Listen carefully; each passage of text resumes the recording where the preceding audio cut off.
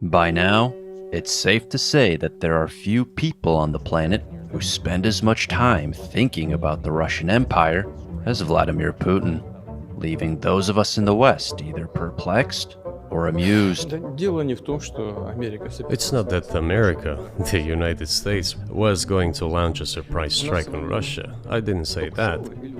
Are we having a talk show or a serious conversation? I mean, Putin has an obsessive interest in history, and I think it's pretty calamitous. I think the world would be in a lot better state if he had no interest in history whatsoever, because he has a particular perspective. He's very interested in history, by the way. He's not a great reader. He's not, unlike Stalin, he's not at all interested in reading fiction, but he reads history books. And he's very interested in the sort of in the great czars versus the bad czars of Russian history. Петр I Северную войну 21 год вел. Казалось бы, там воевал со Швецией, что-то отторгал. Ничего не отторгал. Он возвращал. As you know, some have called you a czar. Ну и что? Меня So what? по-разному называют. You know, people call me different names. Вы знаете, как Does the name fit? Kremlin spokesman quoted as saying the president chased a particular pike for 2 hours before, of course, snaring it. His trips definitely have a recurring theme. In the past, we've seen him topless on a horse, rock climbing, even arm wrestling someone at a summer camp.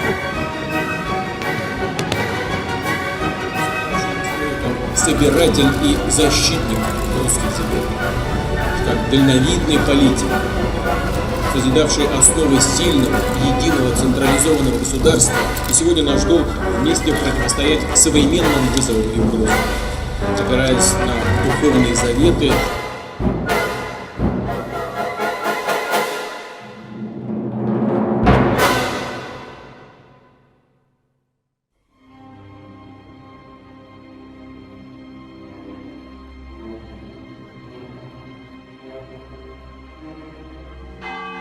The only question now is, should we be thinking about the Russian Empire too?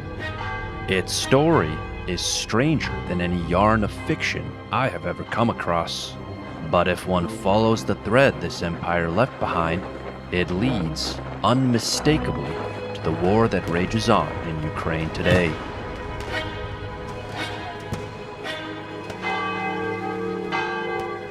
Though the empire's last Tsar, Nicholas II, was toppled over a century ago, the memory of Russia's imperial past has haunted the Kremlin's labyrinthine halls ever since, animating the likes of both Joseph Stalin and Vladimir Putin. At its peak, this ravenous Eurasian empire, destitute of natural borders, ruled a population of 164 million, covering a sixth of the globe's surface. At 23 million square kilometers, or 9 million square miles, this empire was the third largest in history, trailing only the British and Mongol empires.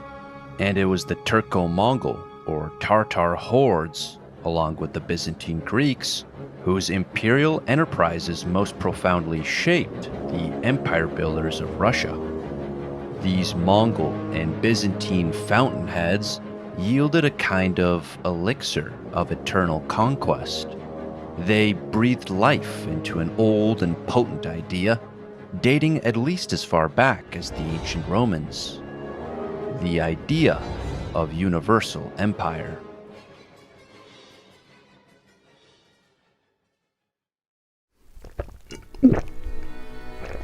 It was this intoxicating elixir that fortified the Russian imperialists who conquered and colonized such a vast expanse of Eurasia.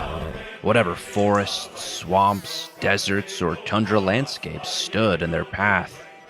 Crossing the Ural Mountains and braving the lands of Siberia and the steppe, Russian conquerors, conquistadors, and Cossacks at last reached the seashores of the Baltics, Caucasus, and Far East, their land empire straddling 2 great continents and 2 great oceans. The secret ingredient of this elixir was blood. It was copious amounts of blood, often Russian blood, that paid for Russian progress. Theirs was an empire always playing catch-up with the more advanced, more civilized nations of Western Europe. Nations that were increasingly threatened by the Tsarist regime's relentless drive to close the gap, whatever the cost in Russian rubles or souls.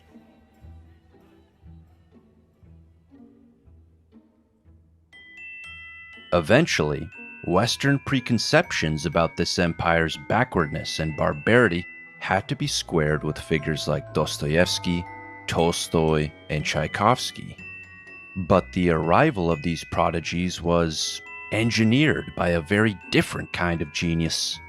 The genius of two imperial rulers, a Tsar and a Tsarina, the two greats of the Romanov period, Peter and Catherine. Catherine herself was not a Romanov, nor even a Russian. She was a German-born princess originally named Sophie, who had married into the imperial family. Yet she consciously modeled herself after her predecessor Peter, while eschewing some of his worst tendencies. It was Peter who actually founded the Russian Empire decades prior, having cleared the path to an imperial crown after winning the Great Northern War, taking the title Emperor from the Latin Imperator and Autocrat from the Greek Autokrator. Peter Hellenized the medieval name of Rus as well, so that it became Russia, or Russia. Together, Peter and Catherine catapulted the fortunes of an interwoven family and people to new heights, transforming a backwater into a world power. It is a testament to their success that the Russians have only ever known one imperial dynasty to this day, the Romanovs. But there had been another family that came before them, a royal family that had been there almost from the beginning.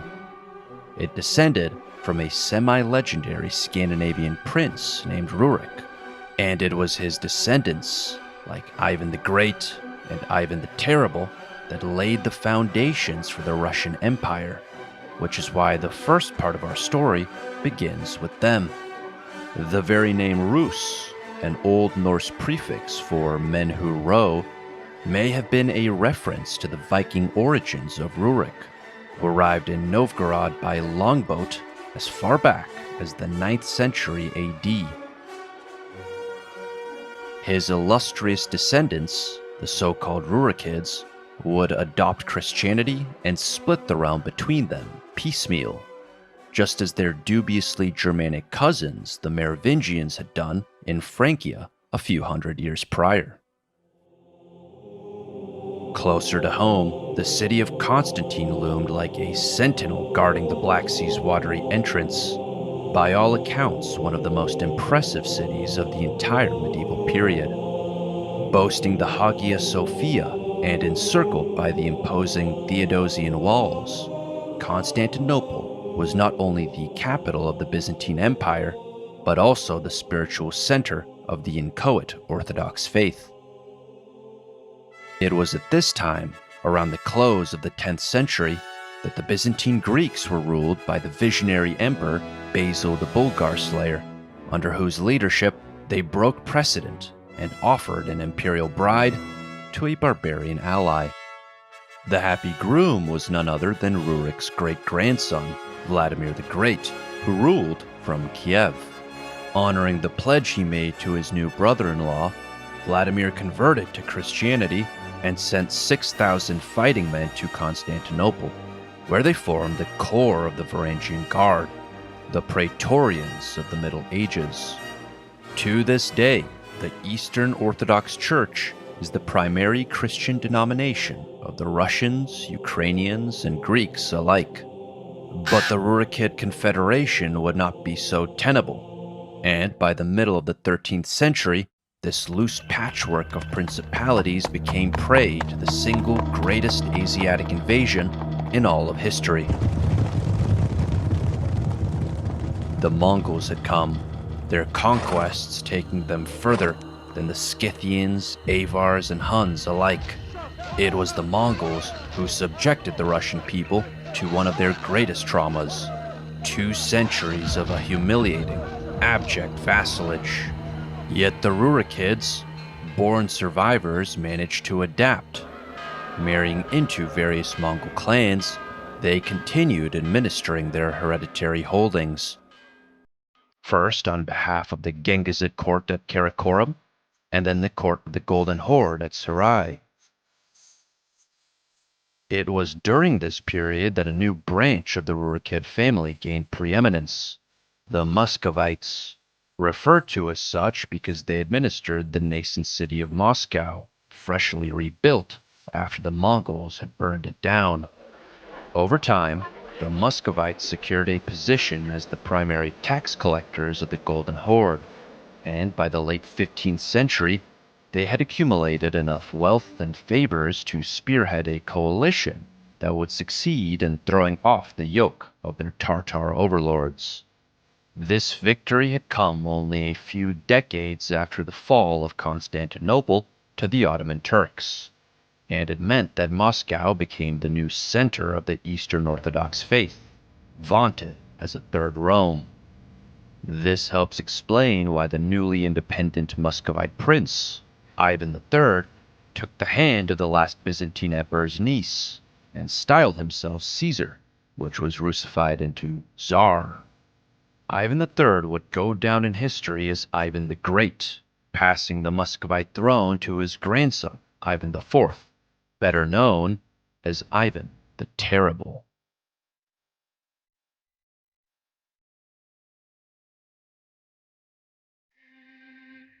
According to Russia's foreign minister, he is the first of Putin's advisors. Ruling during the second half of the 16th century, Ivan the Terrible married and remarried 6 times like his contemporary, King Henry VIII of England, though Ivan's sadistic tendencies made Henry look like a saint.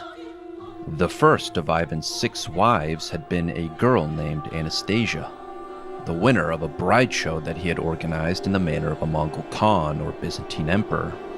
Anastasia was Ivan's favorite wife, and her early death probably contributed to his descent into madness, which culminated in the senseless murder of the son they had together.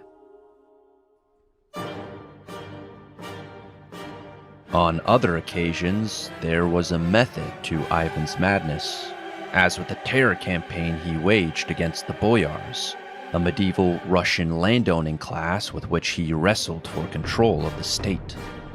As part of this campaign, Ivan founded a 6,000-man secret police called the Oprichniki, prefiguring the Tsarist Okhrana and Soviet KGB. Descriptions of their activities would have made even Stalin proud, and by some accounts, they did. Dressed in black cloaks and riding black horses, the Oprichniki's mission was to sniff out treason and sweep it aside, which is why their saddles were festooned with rotting canine heads and brooms. They were Ivan's hellhounds, killing, maiming, quartering, burning, and impaling his political opponents with an unmatched ruthlessness.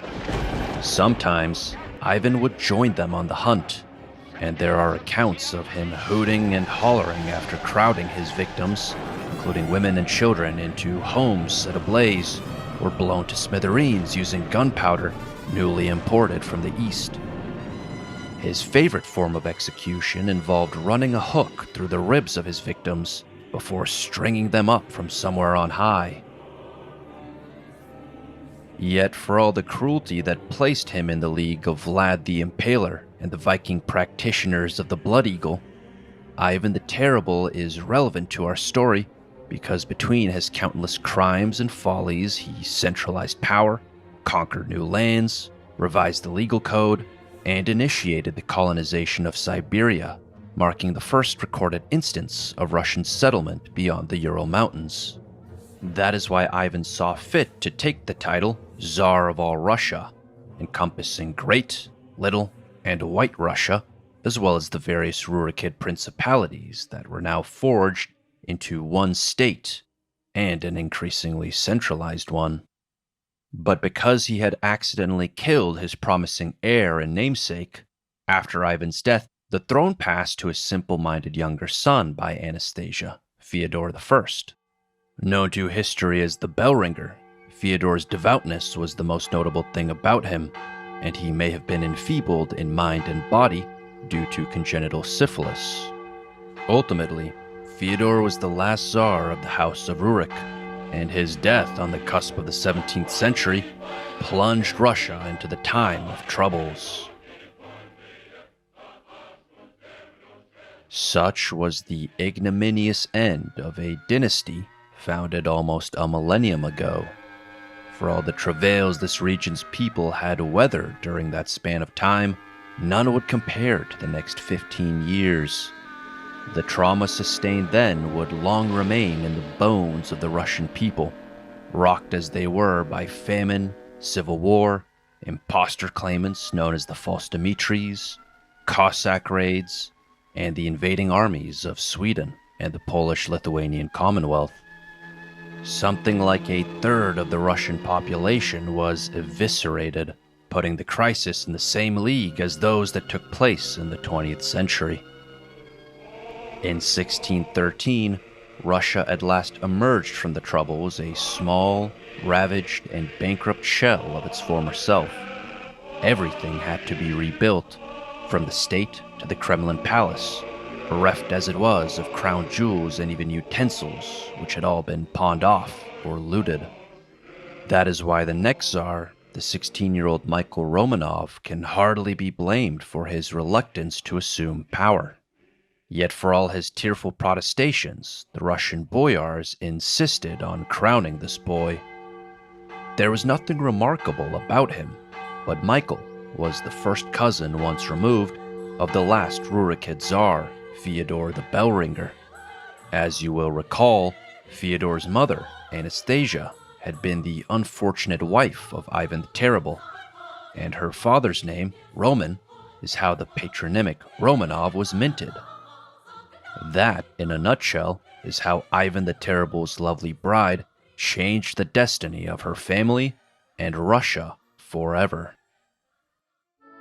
Though her relative Michael Romanov possessed no great gifts or even a will to rule, his reign was, all things considered, a largely successful one. Not only did he secure Russia's independence against the Poles, Lithuanians, and Swedes, it was during his reign that Russian explorers reached the eastern Siberian coast. Following Michael's death, his son, Alexei, inherited the throne. Known as the Young Monk, he put Russia back on the offensive. This young monk was quite a different man compared to his mild-mannered father. Fluent in Russian, Polish, and Latin, he possessed a fierce intelligence, and at times resorted to physically or verbally reprimanding those who failed to carry out his orders. In addition to personally administering beatings, Alexei kept himself busy by composing poetry and studying the latest military technologies of the 17th century, all while overseeing the conquest of new territories, including parts of Ukraine and Smolensk. By the time of Alexei's death, he left his scurvy-stricken heir, Fyodor, a tsardom that spanned over 8 million square kilometers, or 3 million square miles. Because of the scurvy, Fyodor's reign would be a short one. Dead at 20, the throne now passed to his brothers who, it was decided, would be co-rulers because the elder of the two was sickly and simple-minded. The brothers' names were Ivan V and Peter. Ivan was the elder brother of the two, but because of his aforementioned afflictions, he was effectively ruled by the pair's sister, who whispered instructions into his ear through a peephole located behind the throne. Peter, meanwhile, was a precocious boy, already tall for his age. Ivan and Peter's sister, Sophia, was effectively Russia's first female ruler. At a time when Russian noblewomen were veiled and mostly confined to their living quarters, Sophia was a liberated woman, known as the Great Sovereign Lady. This was no accident of history, for Sophia fought tooth and nail to maintain her hold on power. When it seemed certain that Ivan V would be passed over by the aristocracy, and sole rulership of Russia handed to her younger brother, Peter, Sophia incited the Streltsy to revolt. The Streltsy were members of a military and social unit of society, whose origins could be traced back to Ivan the Terrible's standing army, the first in Russian history. In a series of events that traumatized the 10-year-old Peter for the rest of his life, the Streltsy burst into the Kremlin and murdered several of the boy's relatives and friends, parading their chopped-up remains around the palace and mockingly announcing who each piece of flesh had once belonged to.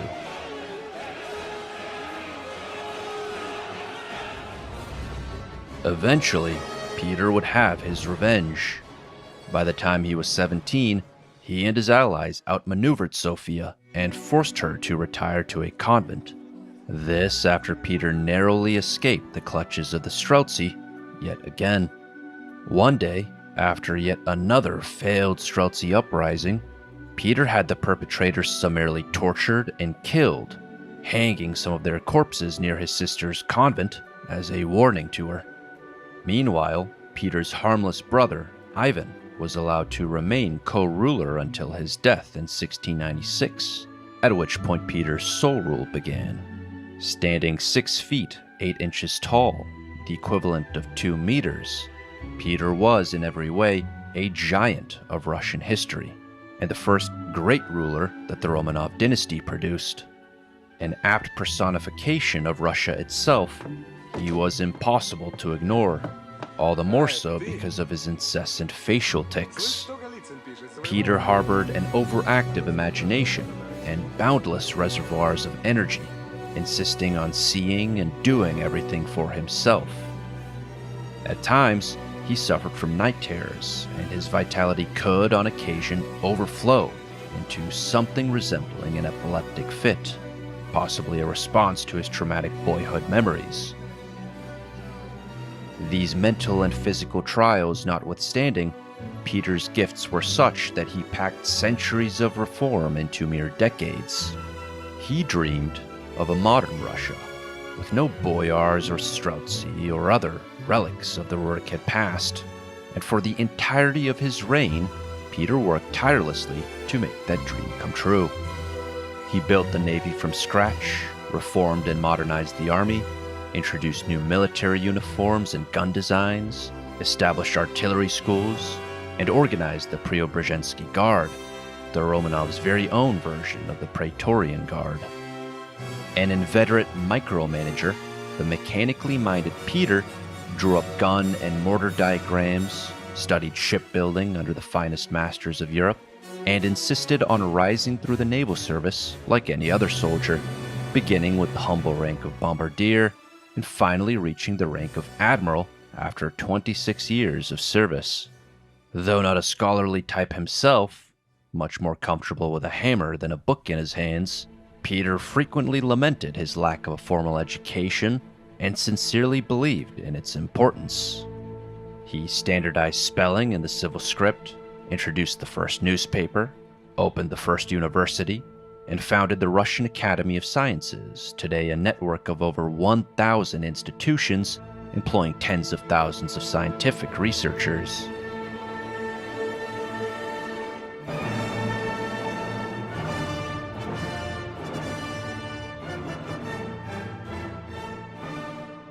But perhaps the finest testament to Peter's memory is the city of St. Petersburg, today the second most populous city in Russia.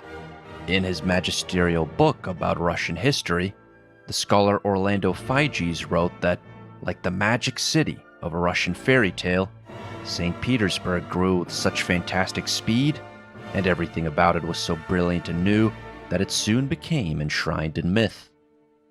Though unlike other myths, we have detailed records of Peter's intense involvement in the city's construction. By hook or by crook, he transformed what had been a disease-ridden swampland into a modern and bustling city that connected Russia and its growing fleet to the Baltic Sea. This came at the cost of 30,000 Russian lives, cut short by malaria, scurvy, and dysentery, the latter of which seems to have prompted Peter to threaten those who defecated outside his lavatories with cat-o'-nine-tail whippings. Peter was a staunch opponent of the perennial Russian problem of corruption and a proponent of meritocracy. As he saw it, determined, talented officials could help him close the distance with Western Europe. Toward that end, Peter attracted foreigners with a wide variety of skill sets to his court, and they were made to feel more at home by his importation of the latest Western fashions. Most famously, Peter shaved his beard, hoping to inspire other Russians to do the same. When it became clear that not everyone was on board, you can imagine how shocking it might have been when Peter resorted to forcefully shaving other men's beards for them. Peter was not afraid to roll up his sleeves and get things done himself. An avowed student of human anatomy, when his entourage complained about toothaches, he was known to pull their teeth out himself. Yet Peter's interests and enthusiasms had a dark side, and he would on occasion personally administer beatings, executions, and torture sessions. There had even come one occasion when Peter held up the decapitated head of his former mistress after her execution, and began lecturing the assembled audience about its anatomy. His father, Alexei, the young monk, had displayed similar tendencies, as you will recall, but Peter dialed these up 1,000-fold. For most of Russian history, being great and being terrible were two sides of the same coin. Like Ivan the Terrible, Peter the Great was a filicide, regarding his son as a disappointment and traitor. He repeatedly compared him to a gangrenous thumb before having him tortured to death. In the authoritative book about the Romanov family, the historian Simon Sebag Montefiore claims that Peter the Great understood that autocracy required tireless checking and threatening. Such were and are the perils of ruling this colossal state while presiding over a personal despotism without clear rules or limits, that it is often futile to accuse Russian rulers of paranoia. Extreme vigilance, backed by sudden violence, was and is their natural and essential state. If anything, they suffer from Emperor Domitian's witty complaint, shortly before his own assassination, that the lot of princes is most unhappy, since when they denounced a conspiracy, no one believed them until they had been assassinated. But fear alone was not enough. Even after killing millions, Stalin grumbled that still no one obeyed him. Autocracy is not as easy as you think, said the supremely intelligent Catherine. Unlimited power was a chimera. Though the unbridled exercise of autocracy may indeed be chimerical, Peter the Great made it more real than it ever had been, devoting mind, body, and soul to advance Russia's place in the world. "We have come from the darkness out into the light," Peter had written his ill-fated son. "Before, no one in the world knew us, but now they must respect us." By the time of Peter's death, Russia had weathered long and punishing wars against its longtime enemies, the Ottoman Turks and the Swedes. The latter conflict was known as the Great Northern War, and besides marking the end of one empire and the beginning of another, it is notable because it prefigured the existential clashes that Russia faced in the 19th and 20th centuries. Each of these fights for survival ended the exact same way. With their backs to the wall, the Russians outlasted, outbled, and outspent their opponents, ultimately coming out stronger than before. After Peter the Great, the imperial throne briefly passed to his second wife, Catherine I, whose rise to power from low-born camp follower to empress was a sign of how much times had changed. But this is not the Catherine you're thinking of. That Catherine, the Great One, hadn't even been born yet. By the time Catherine the Great ascended to the throne, Russia had become somewhat used to the idea of female rule.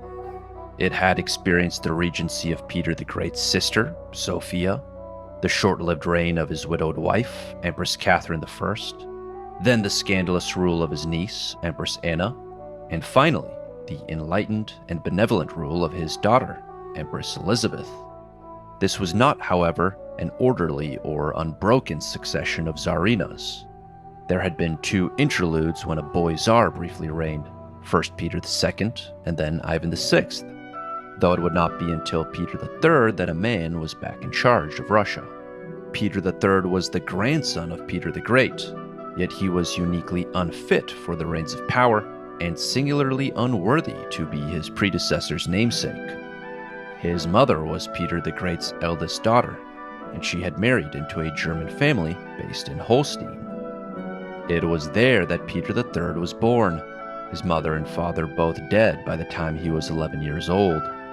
Not long after that, this German-born Romanov princeling was summoned to the mother country, where, after the death of the Empress, he inherited the Russian throne. Hardly speaking a word of Russian, and idolizing Frederick the Great, the warrior king of Prussia, Peter III is mostly remembered for switching sides in the 7 Years' War. In doing so, he single-handedly changed its outcome, allowing Prussia to bounce back in what became called the miracle of the House of Brandenburg. His reign lasted only 6 months, cut short by a coup instigated by his German-born wife, Catherine. It is this Catherine that would be remembered as great, something evident from the very moment that she seized power. When Peter III caught on to what was happening, he burst into Catherine's bedroom, only to find her missing, an abandoned dress laid across the bed in her absence. At the sight of this, the panicked emperor declared to his courtiers, "Didn't I tell you she was capable of anything?" In the book that we quoted from earlier about the Romanov family, it is written that Catherine, dressed raffishly in her guard's uniform and holding a naked saber, emerged into Palace Square in St. Petersburg, mounted her great thoroughbred Brilliant, and reviewed the 12,000 guards waiting for her. It was then that she realized her saber was missing its sword knot, and, in an age when such things matter, that sharp young horse guard sergeant Potemkin galloped up and offered her his. It would be the beginning of one of history's greatest love affairs, and also one of its most successful political partnerships. Potemkin and Catherine would lead Russia into a golden age, their correspondence a combination of flowery professions of love and matters of state, often packed into the same letter. As for poor old Peter III, he would be confined to a countryside estate, where it seems he was strangled to death by one of Catherine's lovers. The autopsy, which identified hemorrhoids as Peter's cause of death, became a joke across Europe overnight. Fluent in Russian and steeped in the culture's customs and history, Catherine was nonetheless a reformer and modernizer, and a great patron of the arts and education. Like Peter the Great, she had an eye for talent, though good looks could get her attention too. With her favorite, Potemkin, Catherine founded cities like Mariupol, Odessa, Kherson, and Sevastopol, today the battlegrounds of the war in Ukraine. She also colonized Alaska and founded a number of universities and boarding schools, including the first to let girls in. Catherine read everything and corresponded with the leading lights of Europe at the time, like Pushkin, Voltaire, and Diderot. To the latter, she wrote about the reality of autocratic power, saying that while he wrote on unfeeling paper, she wrote on human skin, which is sensitive to the slightest touch. In short, Catherine was the very picture of an enlightened despot, a byword for rationalism, secularism, and progress, but she also had a ruthless side. Faced with enemies within and without, Catherine seized parts of the Caucasus, Crimea, Ukraine, and Poland, adding some 520,000 square kilometers, or 200,000 square miles, to the Russian Empire. This while crushing a series of revolts that culminated in the Cossack Rebellion. The Cossacks were a semi-nomadic Eastern Orthodox people of mixed ethnic ancestry, whose name had come from the Turkic Kazakh, meaning freebooter. They were to be found in eastern Ukraine and southern Russia, and their spirit of rugged individualism is evident from the fact that they elected their own leaders called hetmen.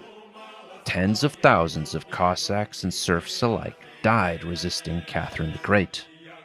In her time, the Russian system of serfdom had evolved into a form of raceless slavery, with serfs making up a substantial portion of the population and referred to as souls.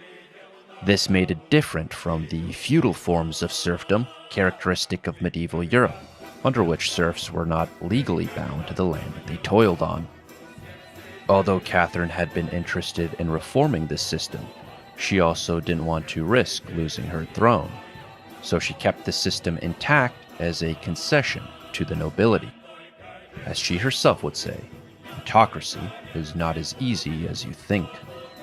But unlike her predecessors Ivan the Terrible and Peter the Great, Catherine never went out of her way to be cruel, and yet she worried all the same about what posterity would make of her, convinced that she would never be forgiven for presiding over her unpopular husband's murder. Today it seems that posterity has not only forgiven, but also forgotten all about that sordid affair. Instead, it has chosen to remember a vicious rumor about Catherine having an affair with a horse, perhaps the most successful example of British propaganda, besides what it did to Napoleon's reputation. After Catherine, the imperial throne passed to her son Paul. Although it would be claimed by Catherine herself that Paul had been fathered by one of her lovers, and not Peter III, he would at every turn prove himself his father's son. Charmless and unpopular, he was also murdered by someone close to him, not by a wife, but by a son, Alexander I. Naively, Alexander thought that he could overthrow his father and spare his life, but his co-conspirators took matters into their own hands, as may have been the case with Catherine's plot as well. In one of the most gruesome regicides in Russian history, Paul was strangled, stabbed, and trampled to death, a murder that would haunt his son, Alexander, for the rest of his days. Yet, as with his grandmother Catherine, Alexander would be forgiven. Curiously, it was Catherine who had chosen Alexander's name on behalf of his parents, his brother Constantine also being named by her.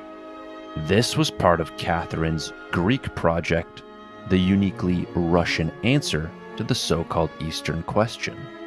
As all of Europe watched the Ottoman Empire wither away from afar, the Romanovs dreamed of seizing Constantinople, an ambition that would linger long after Alexander was gone. In the meantime, the gifted but inscrutable new Tsar would have his attention diverted elsewhere, to the defense of his empire in the wake of Napoleon's ill-fated invasion.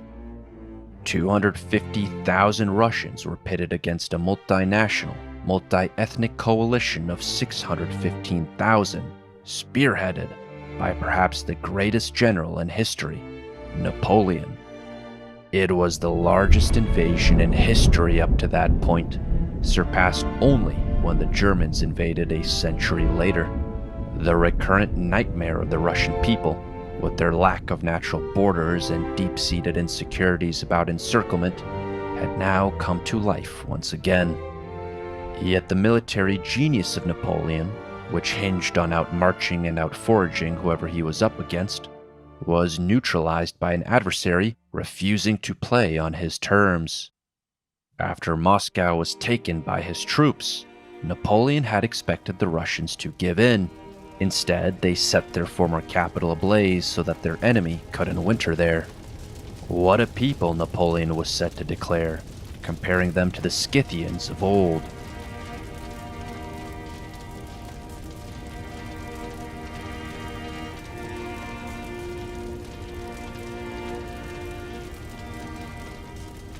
As many Napoleonic soldiers would die marching toward Moscow as retreating from it.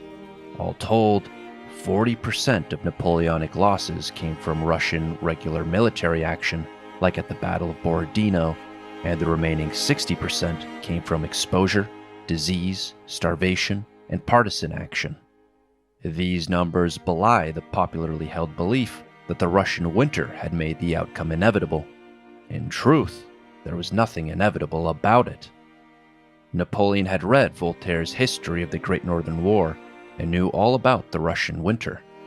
But he was faced with an enemy whose defiance was encapsulated by the Tsar himself, who vowed that he would sooner let his beard grow to the waist and eat potatoes in Siberia than give in.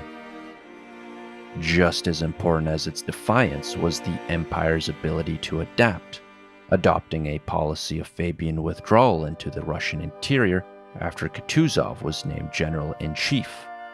With the fulfillment of Napoleon's first rule for the art of war, a unified command, the Russians adopted the corps and divisional system, codified the army command, revamped the staff structure, reorganized the distribution of rations, instituted a war ministry, and kept military factories open overtime.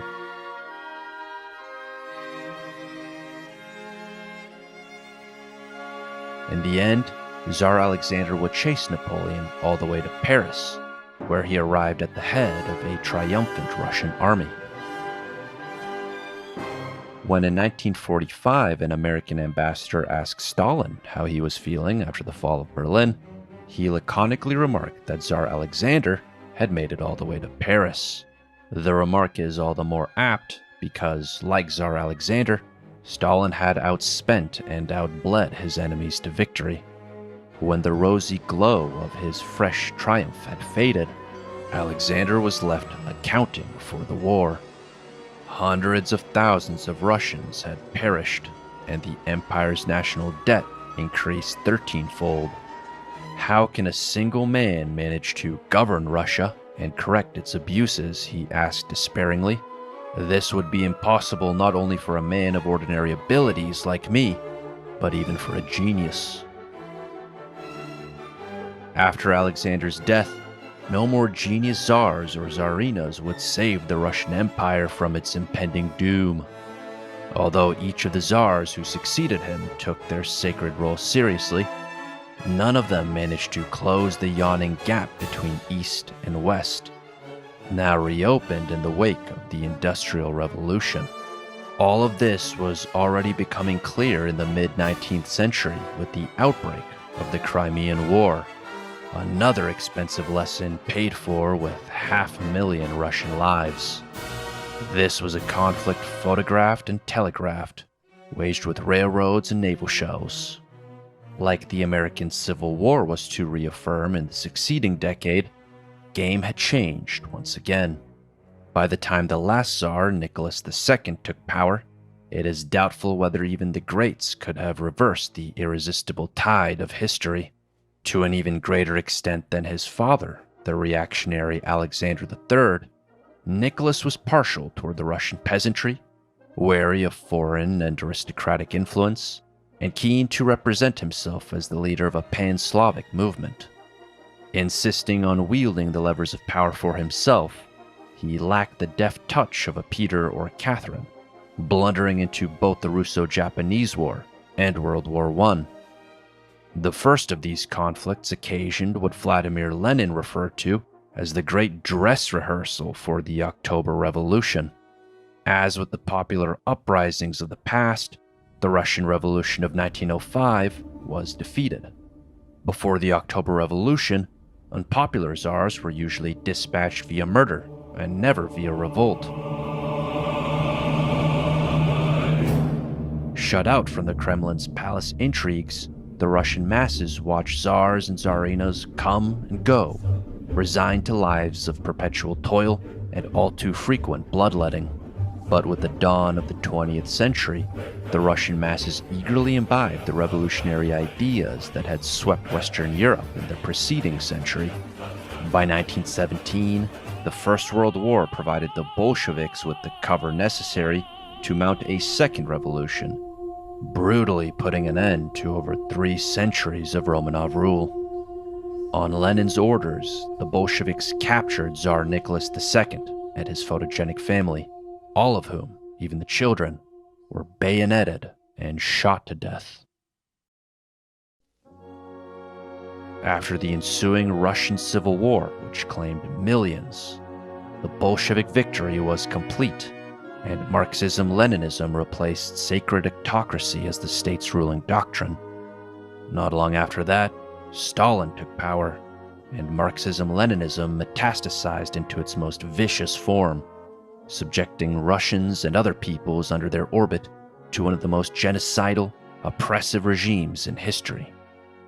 Despite that, Stalin arguably succeeded where the last Tsars had failed, leaving behind an industrialized nuclear superpower that emerged victorious from a world war that threatened its very existence. Yet in absolute terms, the human cost was far greater than any incurred in the long history of the Russian Empire. More than any ruler in Russian history, or maybe all of history, Stalin came closest to the chimera of absolute power. The Soviet Union was no mere autocracy, but a full-blown totalitarian state, distinct from past regimes in its concerted attempt to control not only what people do, but also what they thought. Though Stalin was a true believer in communism, approaching this all-encompassing ideology with the reverence of a religious fanatic, it is also evident that he saw himself as a Red Tsar, knowing that in Russia, the terrible and the great were two sides of the same coin. If there is one comparison to be observed between Stalin and Putin, two very different men living in very different times, it is their myopic understanding of Russian history as one long succession of good Tsars and bad Tsars, the litmus test being strength, whether a Tsar left behind a Russia that was stronger or weaker than before. Both would likely agree. The good Tsars were the two Ivans, Peter and Catherine, while the bad ones were Fyodor I and Nicholas II, among others. The concerning thing about all this is that, if I had to guess, Putin would probably add Stalin to the list of good Tsars and Gorbachev to the list of bad ones. After all, if he idolizes Ivan the Terrible, then perhaps he idolizes Stalin too. If Ivan had been the General Secretary of the Soviet Union instead of Stalin, then how different would things really have been in the 20th century? I don't know the answers to these questions, nor do I claim to know what the future holds. But if there's one thing I'm certain about, it's that we should be thinking about the Russian Empire, if only because its newest Tsar is determined to be a good one. I'll answer the question. I looked the man in the eye. I found it to be very straightforward and trustworthy. We had a very good dialogue. I was able to get a sense of his soul. He's a man deeply committed to his country and the best interests of his country. And I appreciated so very much the frank dialogue. Some people would say that the idea that Ukraine might become a member of NATO is what propelled Putin forward in this invasion. Yeah, they had looked in his eyes and seen his soul. You know, this is an empire builder. It has nothing to do. It's a convenient excuse for.